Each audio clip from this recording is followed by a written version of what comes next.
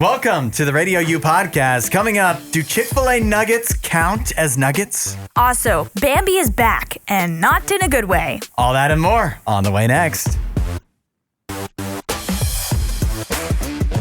Couple from California says that they have used ChatGPT to play referee in their relationship. And quote from them, ChatGPT has saved our relationship. Really? Yes. That's high accolades. Those are some strong words, right? And it's not because ChatGPT is a great relationship counselor. It's actually because it's terrible at it. It's so bad, it's good. It's so bad that it just helps de-escalate any arguments that they get into. So any spats or something that they disagree on, they'll just pop it into ChatGPT, and you're usually entrenched in your side of the argument, like, you're wrong, no, you're wrong. And they'll put it in, and ChatGPT, pushes out something that's like really stupid, and also just like, well, we didn't think of that. And so it just helps de-escalate the feelings of being, so entrenched in one side of the argument. And, they said, we don't feel like fighting a robot, so we just kind of, at that point, move on. So it's almost like, a lot of times I think with couples, they tell you to find a common goal. Yeah. When you guys don't see eye to eye, a lot of times it's you need to find common things that you can agree on. Right. And so in this case, ChatGPT and its bad advice is their common, the common enemy. Yeah. And so, whenever they get ChatGPT involved, I mean, that makes sense. I don't think that's what ChatGPT, like the creators, would probably have in mind. No. And particularly, I don't know, I've seen commercials for this, and yesterday it sent me a notification. Google's Gemini, which is their AI thing, it's like, why don't you talk out your problems with Google Gemini? And they're like, because you're an AI. Yeah, leave me alone. I'm not doing that. You're not a counselor, Yeah. and you're just pulling information randomly from all sorts of different sources. And based off of this, it's going to give me something completely out of pocket anyways, like suggesting we should open up our relationship to additional lovers. Yeah, no wonder it's they forget about their problems, because ChatGPT has its own problems. Evidently. It's just so ridiculous that it helps them gain a little bit of new perspective. They're like, wow, our argument was kind of dumb, but this is even more dumb. Yeah. So it's hilarious in my opinion that people are doing this. But hey, I mean, I don't think you can get mad at them for trying to solve their relationship, issues or disagreements in this way. But I gotta be honest, it works. If it works, yeah. I gotta be honest though, when I first read this headline, I was like, what in the world have we come to? Yeah. It seemed unbelievable at first. I get why people would try. It's free. Yeah. ChatGPT has a lot of the generic, therapy stuff that counselors would say to you, the generic stuff, but that's the thing, it's generic. Yep. It wouldn't be specifically tailored to you. like a therapist, an actual counselor would be able to help you out, like our friend Sheena that comes on the show every so often. So yeah, this is I understand why people would try it, and you can't argue with the results. The one concern I would think is sometimes could this gloss over your problems where you're just, you get distracted, but that doesn't mean the problem doesn't still remain. Yeah, that was the one thing that I wasn't clear on, is like, does this just help de-escalate, or do you actually still talk it out and solve the problem? But I think, or are you just getting into so many frivolous arguments that like this is perfect for that? That's what I think they're actually saying, is like, we get in really useless, they don't mean anything type of arguments, where once we realize how meaningless this argument is, it like just helps the situation. So it just helps bring them perspective when they're having those like really dumb arguments. And everybody gets into those where you're like, why have we been arguing about the dishwasher for the past 30 minutes? Yeah. Well, next time that comes up, you know where to turn. ChatGPT, I guess. Allie, I found another public domain horror movie. It's taken a character you love from your childhood and made it scary. Oh, boy. Not another one. Yeah, another one. Apparently, there's a market for this. Bambi the Reckoning just dropped the first trailer for the movie. As our horror aficionado, Allie, what do you feel? How do you feel about the Bambi the Reckoning trailer? So I did watch the trailer, and I think it's pretty interesting. I feel like they really did put themselves in a bad situation because to try and make this work, they needed CGI. Yeah. And the CGI is not good. You mean there aren't real deer they could train to kill people for a movie? No, unfortunately, no. And this deer is like massive. Yeah. Like the size. It's like a moose. Yeah, even bigger. Yeah. Like it looks huge. And so, and in some scenes, I feel like it looks bigger than others. And so it's a little Not a lot of continuity. inconsistent, where it's like suddenly it's towering over them like it's a tree, and then it's indoors. And you're like, how is this working? Doesn't really add up. Yeah, so I'm not really sure how that works, but it looks to me like they may have one that's more of like not an animatronic, but like almost like a stuffed deer. Yeah, okay. Yeah. Like a dummy, and then one that's just CGI. So I don't really particularly like these horror films that are trying to profit off of these newly in the public domain characters that we, as you said, grew up with and love. We've talked about the Popeye one. We've talked about the Winnie the Pooh one. It looks like these are the same people behind these movies that are now making this Bambi one. Yes, it is exactly those same people. Yeah. The same people that did, it says in the trailer, even Winnie the Pooh, Blood and Honey. Right. This is the same people. Yeah. And so that should be your number one sign that this movie's going to be bad. Yeah. But people love that Winnie the Pooh movie, though. Yeah, no. The very few people that saw it actually, I think, seem to like it just because it's so stupid. This is supposed to be coming out, Bambi the Reckoning, in theaters this summer. In theaters? Yeah, that's what it says. How do they have money to do that? It says it's charging into theaters summer 2025. Oh, boy. It reminded me, I don't know if this ever comes up for you because you're not on TikTok, but I used to get these videos on TikTok that would they'd be all dark and whatever. But they'd be like animated horror movie, test footage, basically. Okay. Where everything's dark and whatever, and it's first person, and then you'd see some big monster and its leg would come down in front of your face. It'd be all scary, and then you'd see its scary face or whatever. It's just a jump scare thing. Yeah. And a lot of what's in this trailer looks exactly like that. There's somebody with their car headlights, and you just see Bambi's legs come into the thing. Right. You're like, whoa. Yeah. It's like, whoa, scary leg.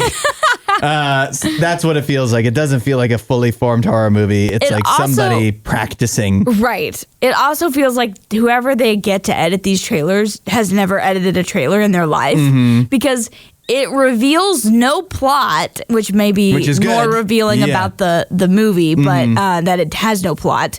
But it shows you is kill after kill after kill. Yeah. And it just feels very disjointed. So I can see why that example would work, where it's here's one TikTok scene and then another TikTok scene, and we just smashed them all together to make a trailer for you. And I'm like, this trailer is very disjointed, so it doesn't exactly make me want to go see this movie. Yeah. Unless you just really like seeing Bambi get his revenge. I mean, I hate how Bambi ends for sure, but I don't want to see him get his reckoning in this new way that they've deformed Bambi to make him look like some type of mutant. First of all, he's a deer with teeth. Yeah. It's one giveaway. It's not really realistic. Allie, rate how open you would be to trying cockroach milk. Oh, no. Not open at all. Not open at all? Why not? I just know. It could be the superfood that changes the way we live and eat and drink. Yeah, it would really change the way I live. It would make me not want to live anymore. Oh, come on. That's pretty extreme. I'm curious how it would taste. I don't want to write it off. I'm not trying that. I'm just not trying that. Well, listen why nutritionists think cockroach milk could be huge.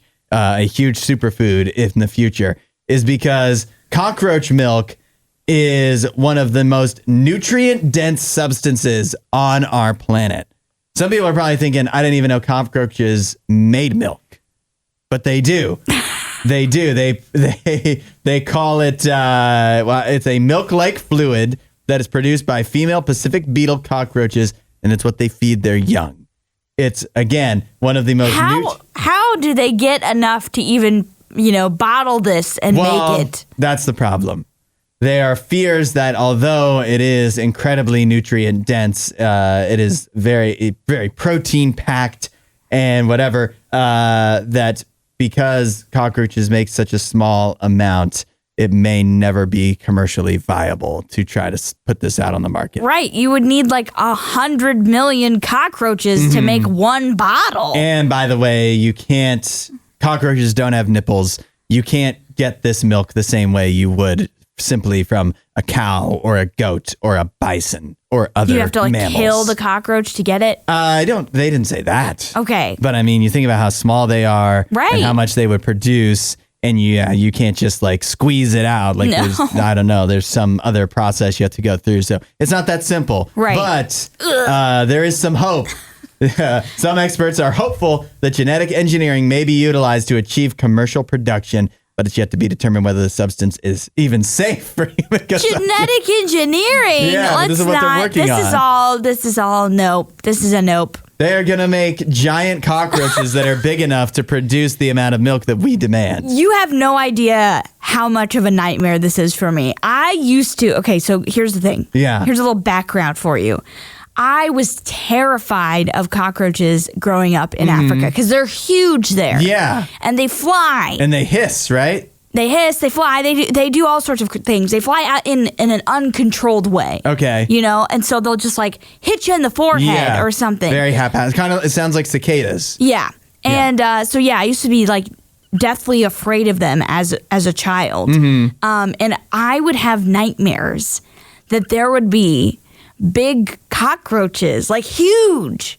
Like tarantula, the movie that's like the spider movie. Yeah. This is what the geneticists are dreaming of right now. Yeah. It would be like a huge cockroach that'd be like towering over the city like Godzilla taking over, and I was, because I was always like, you don't need to be afraid of them. They're smaller than you. They're smaller than you. You can crush them. They're harmless too. Yeah. But then in my dreams, it'd be the big ones. And I'm like, well, suddenly they're not so small. Yeah. Again, what is your nightmares is geneticists' dreams. That's what they are imagining, making a herd of cockroaches. You'd see just cockroaches, let's say you'd see cows driving through a country town. You'd see just a pen of giant cockroaches. Nope. All so that we can get their sweet, sweet milk. Nope. The most nutrient-dense substance on Earth. I'm good to stick with the milk from a cow. Thank you. Do you ever feel like work meetings give you a hangover? Oh my goodness. I didn't know how to describe it before, but yes. Really? And it's not a I guess I've never actually had a hungover, so I'll just admit that now. But I've never been hungover. But I feel like it's a situation where sometimes I'll leave a work meeting and I have a really like dull headache. Yeah. It's not like super duper intolerable. Like it's not like I need to go sleep right now. Yeah. But it's just like there's a dull ache in my head, and I'm like, oh, I need like some Tylenol or something. Yeah. Sometimes the meetings wear you out a little bit. Yeah. And I don't know because it's not every meeting, but I felt this too. And hey, we're not alone though, because this survey found more than 90% of employees claim they've suffered from meeting hangovers, which it was defined as a period of diminished focus, motivation, or productivity following a meeting. Yep. And that sounds right. I feel like meetings often, and again, it's not all meetings, but like they do, it's not just as simple as like block out 30 minutes for a meeting. Right. There are some meetings where not only do you get a hangover afterwards because of how the meeting goes or whatever. I don't know if I like the word hangover describing it, but I guess that's the only word. Yeah, you said I've never had a word to describe it before. Now you do. But like you have to prepare before the meeting too. And so like there's some kind of level of anxiety going into the meeting. Yeah. And like where you have diminished focus beforehand on getting other work done. Right. And then you have the meeting, and then afterwards also diminished focus and productivity because you're worn out from the meeting as well. You know what I love about here at Radio U? Most of our meetings that we plan, it's so strategic, I feel like, because right after we get to go to lunch. Yeah. And that's really helpful. Yeah, it's really helpful to have that reset to be like, oh, I can eat some food, get my energy back up. Usually I have like a Diet Coke with my lunch. So I'm like, I can get some caffeine after. So I get that like pick me up in the middle of my day. And it's right after a meeting. So I I think that's helped me combat that before. But I've had previous jobs where I definitely have felt that, where I'm like, suddenly I want to go to bed. Yeah, seriously. Yeah, right. It's always right after the meeting is when you feel the most tired. Yeah. And so the answer, at least in Allie, in our case, is having lunch right after the meeting. But it's true that, usually you're not in charge of when the meetings are. Yeah, the ones that are going to leave you hungover. There's plenty of meetings where it would make no sense to have lunch right after. Yeah, and some people are just in meeting all day. Mm-hmm. I don't know how they handle that. Yeah, how do you survive, man? I get like one a week, and that feels like too much. The state of Ohio may have a bit of a hero right now. Believe it or not, the hero may be a state representative. In politics. You don't see this often. No. But shout out to Bill DeMora, who is a state senator, represents the city of Columbus in the Ohio State Senate.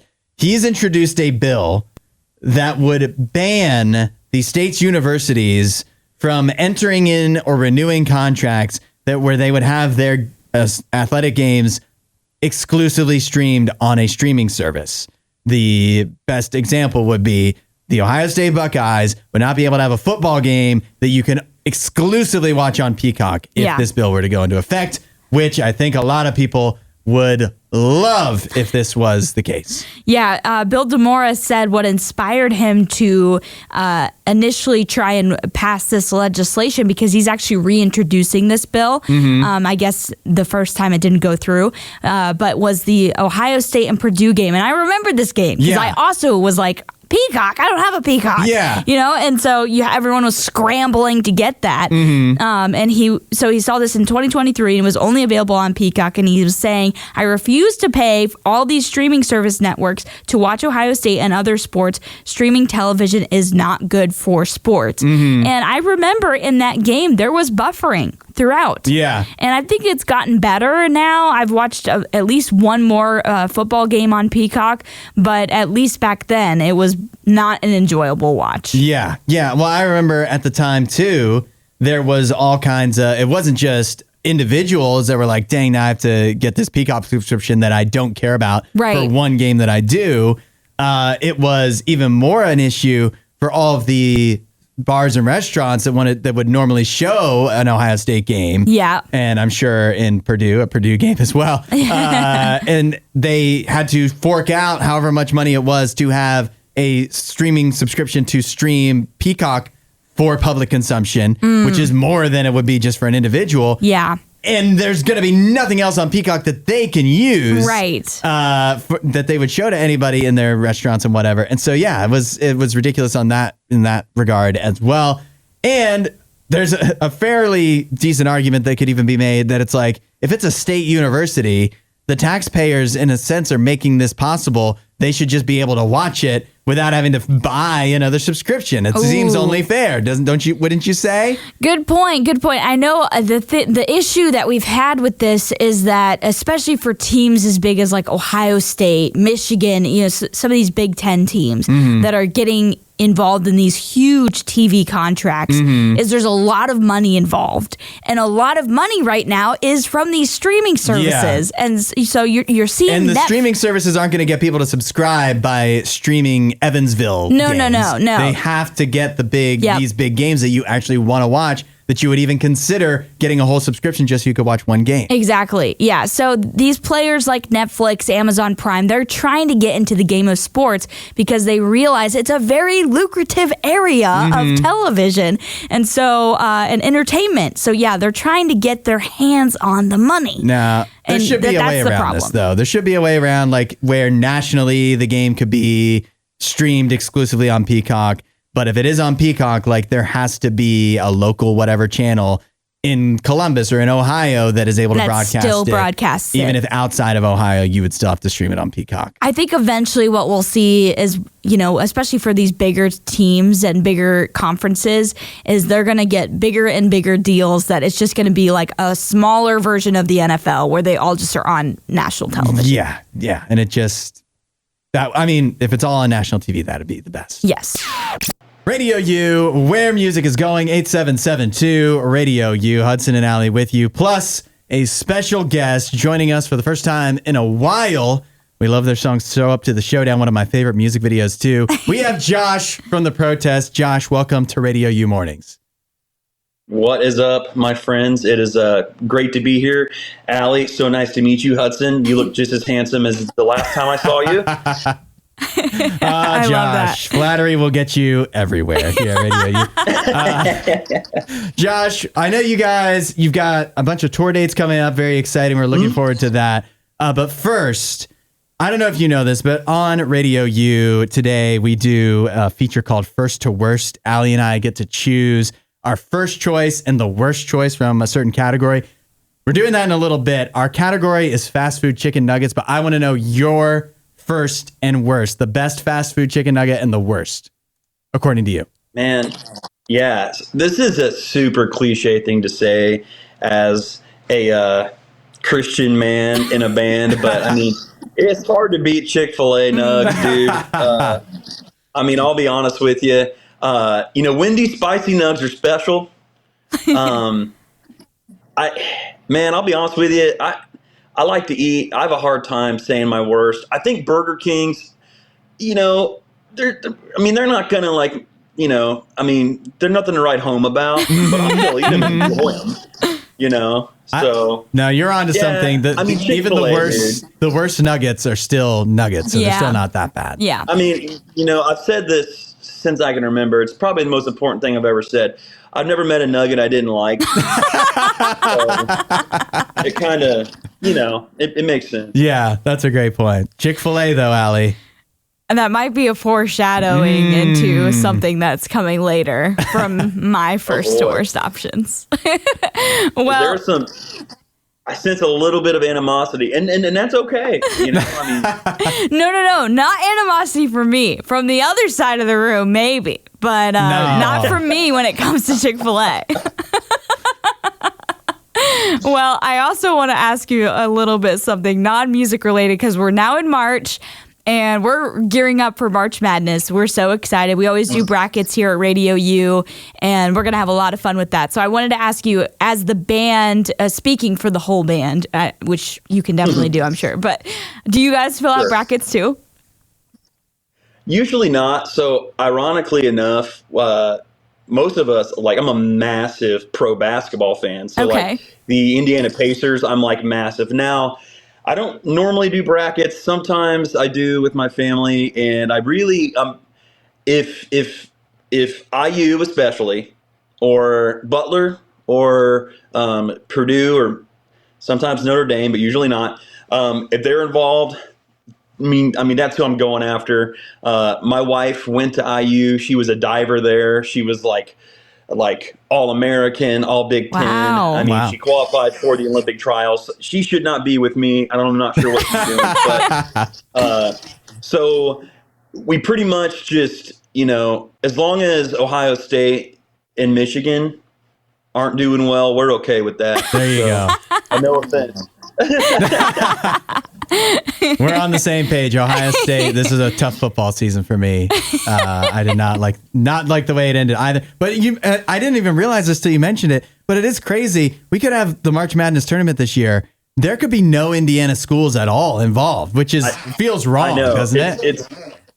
It's looking like that's going to be the case. And, it's so funny because, Indiana is like the basketball state. Right. But, we haven't had a great college team in a while. So. Well, with Gene Hackman passing away, I feel like they should just give the Hoosiers an automatic bid this year. I mean, come on, dude. I mean, that was a big blow, dude. I kid you not.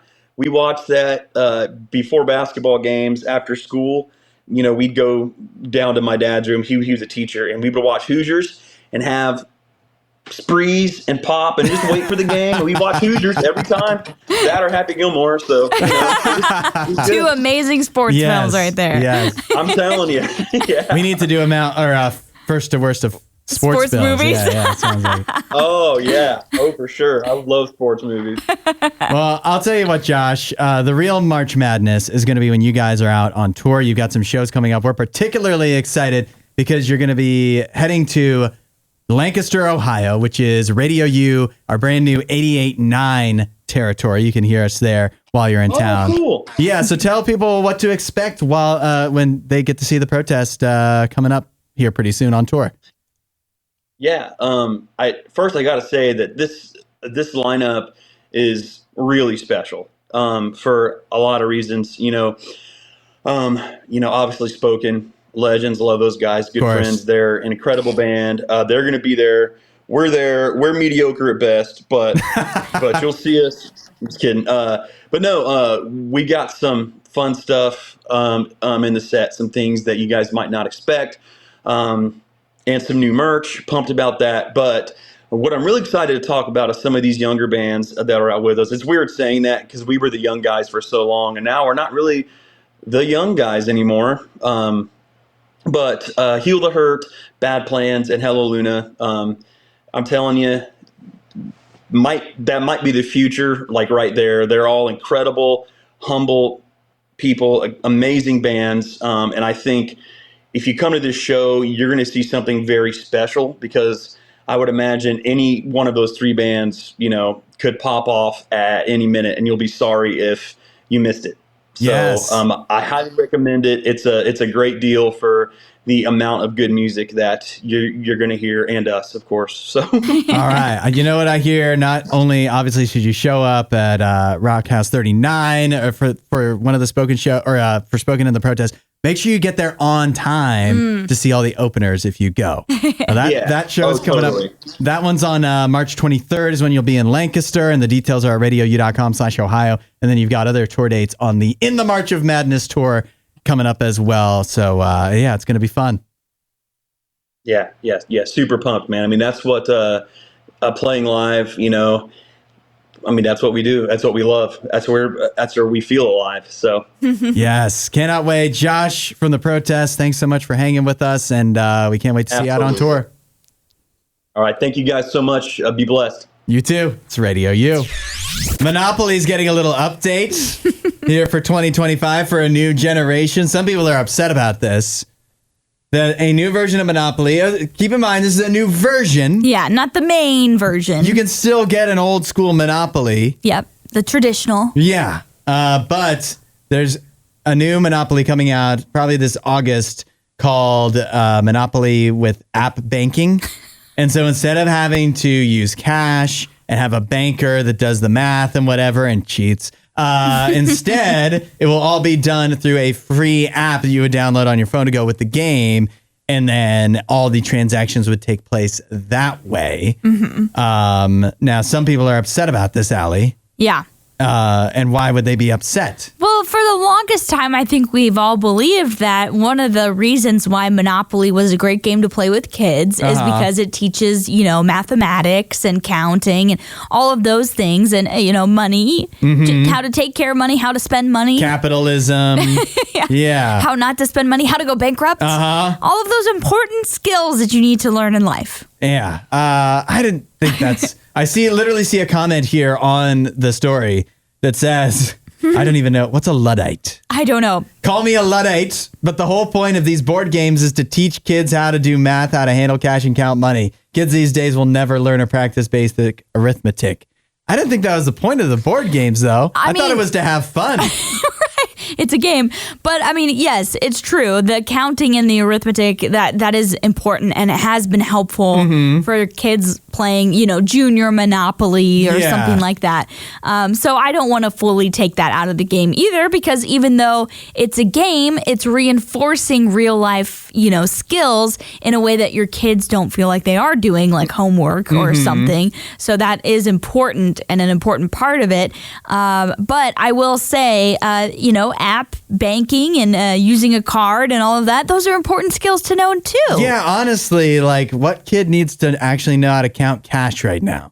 I mean, I think every kid should still learn how to count cash, but definitely the usage of cash has gone down over the past, decade or so. We're talking about not making pennies anymore. Right. Like it's not like we're going to have a resurgence of cash. It's just keep going. And also by the way, that's what school is for, not Monopoly. Right. And also Monopoly cash is very different than like what cash you would actually usually be handling for the most part. That doesn't impact the counting. You know, you're still going to need to know how to count and it'll still teach you that. But Monopoly money, you're working with like $5,000, $10,000, $20,000 bills. You know, I doubt you're working with that on a regular basis. Yeah, I don't understand why people are upset. Again, you can still buy the regular Monopoly. Yeah, the regular Monopoly is still there. This is trying to make Monopoly marketable to a new generation. A generation that also doesn't have time to do all that counting.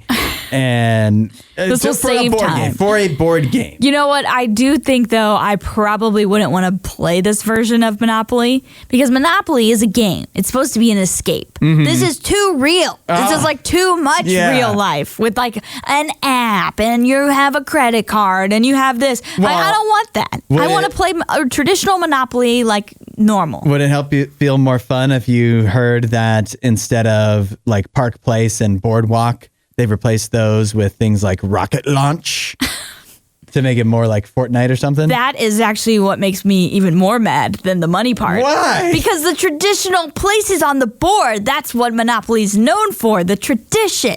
They've had like Star Wars versions where you buy the Death Star or something. Like, why is that what upset you?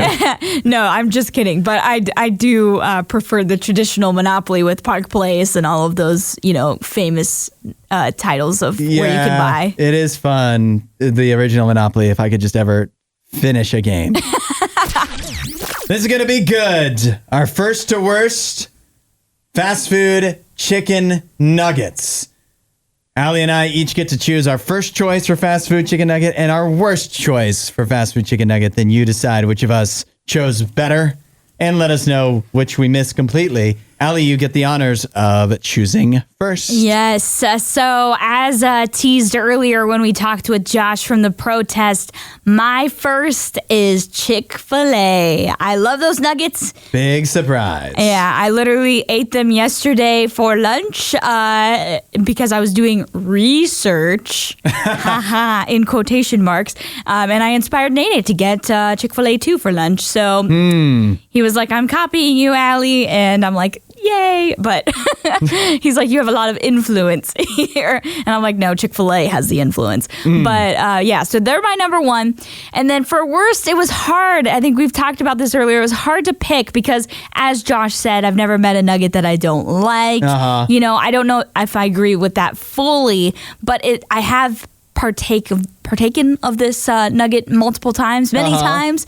But I think if you just look at it as a nugget by itself without any sauce, anything added, it just overall is not the best available. And that is the McDonald's chicken nugget. What? Yeah. Oh, it's so dry. I feel like I've already won. It's so dry and sometimes gristly and all that. Am I going to choose McDonald's for my first choice? No. Because it's a wide range of outcomes with their nuggets. Sometimes great. Sometimes like the best part of your day. Sometimes very inconsistent. Sometimes it is the worst, but it's not consistently the worst. I'll start with my worst. It's Burger King. Burger King has the worst nuggets. Sometimes they're so cheap at Burger King that I guess I get them just because they do 10 for $1 or something. Right. But they only do that because they're so bad. So Burger King is my choice for the worst fast food chicken nugget. And my choice for the best, I don't want to overthink this. I think it's Wendy's. Wendy's is the only place I think that I go where I make a point to get the nuggets. Okay. Where like I always want to include the nuggets. And I know we're talking about nuggets like just straight up. And I feel like even including their spicy nuggets, not exactly fair. Although those are that good. Those are even better. And then they are just their nuggets in sauce. Yeah. It's not like different. But if you've had the new saucy nuggets, those are even better than the spicy nuggets, which are even better than the regular. That's what I thought you were talking about. I didn't realize you were talking about the spicy ones, but yeah, their saucy nuggets are literally just their nuggets dipped in sauce. Yeah, but they are so good. They are so good. And so Wendy's, I just think when you're just talking straight up nuggets, Wendy's does it the best. And it's like they have good burgers too, but it's like I can't not get nuggets at Wendy's. I would agree that Wendy's and Chick-fil-A are those nuggets that, like, even though you enjoy the sauce, they're one that can stand up without the sauce. Yeah. McDonald's, it just doesn't stand on its own 2 feet. I don't think I normally dip my McDonald's ones in sauce. You are a weirdo. But I will say for Chick-fil-A, here's why I quickly will say that I wouldn't choose Chick-fil-A is because out of all the things at Chick-fil-A, I never would order the nuggets. I'd get tenders. I'd get a sandwich. I forget that they even have nuggets. 8772 Radio U in this first or worst. Allie chose Chick-fil-A for first. Josh of the Protest chose that too, remember. And McDonald's McNuggets for the worst. I chose Wendy's for best and Burger King for worst. Who was right? Regina is with you, Allie. She says, I haven't had McDonald's in over a decade. Whoa. But Chick-fil-A's are just so good. And Josh is a wise man from the Protest. We heard from actually my brother who says, my worst is Burger King. First is McDonald's. I don't exactly consider Chick-fil-A nuggets as true nuggets. They're more like popcorn chicken. Oh, Boom. Interesting. That is, I think that's fair. Although, I guess really... all nuggets kind of are. They're just a little bit bigger. I think it's just what they call it on the menu. Yeah, is the only fair way they're to do made this. probably from the same part of the chicken, Yeah, I would imagine. or lack thereof. Oh, yeah, true. So we have my brother on my side, your cousin on your side. She says she won't even touch McDonald's nuggets. Haley also says not fair to include Chick-fil-A. They aren't nuggets, they're chunks. Chunks. We talked about this, Haley, but she texted in before that. But I guess she's voting for me. Teddy says Wendy's and McDonald's consistently fight for my top spot. Going with Hudson. Interesting. Yeah. I think Wendy's is very good. What did we miss? Because we really only mentioned like 4 places. In all honesty, I kind of forgot that about Burger King. I know Josh mentioned Burger King as like his worst. Didn't he say? Yeah. I feel like he didn't have great reviews. Yeah. So, but again, he did say he never met a nugget that he didn't like. So it was hard for him to pick his worst. But yeah, I'm not sure which ones we did forget. I don't eat nuggets too often. Mm-hmm. So yeah. I'll say, well, I was trying to do some research. I was reminded of Cookout Nuggets, which is that's a restaurant in the South, a fast food restaurant in the South. And there's a lot of great things about Cookout. It's one of my favorite places in the world. Their nuggets are not very good. I think I remember you talking about that before. They very clearly seem like, unlike everything else there, which probably is also frozen, but you can't tell. The nuggets seem like frozen nuggets. Yeah. Some might say, Hudson, why didn't you mention Popeyes? Because I don't feel like Popeyes counts. Do they have nuggets, though, on their menu? I think they might call them nuggets, but I would also consider them popcorn chicken or, So they're similar to how Chick-fil-A does theirs. Yeah, they're big, they're more like boneless wings, which they also have boneless wings. I don't know if they even have nuggets because I don't think about that. Well, like the chicken that Chick-fil-A does for their nuggets is not big enough to be considered a wing, like a boneless wing. Mm-hmm. It's like really small. So I would consider them nuggets. Yeah. You know what? Based off of that assessment, the Chick-fil-A is questionable to qualify for this, and so I must be the winner. No. We didn't say that to Josh. I don't think so. You don't want to criticize a guest. I think, Scott just came in. He might be evening things out here. He said, remember McDonald's pink slime nuggets? No, I don't remember that. Well... I don't want to know about it. And also, Scott, by the way, you're talking about a guy who eats hot dogs as like number one food. That's true. So you don't have very high standards for yourself. If it tastes good, I don't care what it's made of. I think we're calling this a draw. Thanks for listening to The Hudson Show. Please don't forget to rate and review the podcast.